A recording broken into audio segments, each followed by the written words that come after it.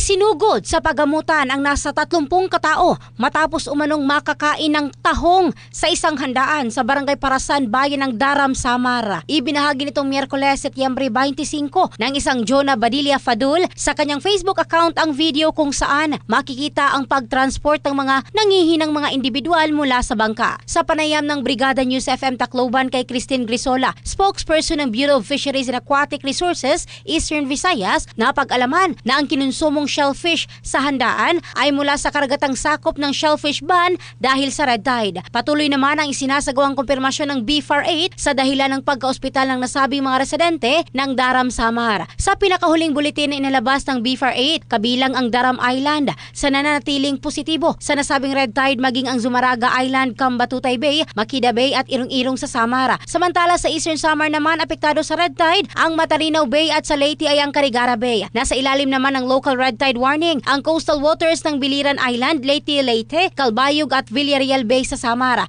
Dahil dito, mahigpit ang paalala ng BFAR sa publiko na sundin ang kanilang inilabas na abiso upang maiwasan ang anumang peligro. In the heart of changing lives, ito si Michelle Craste ng Brigada News Philippines, the Music and News Authority.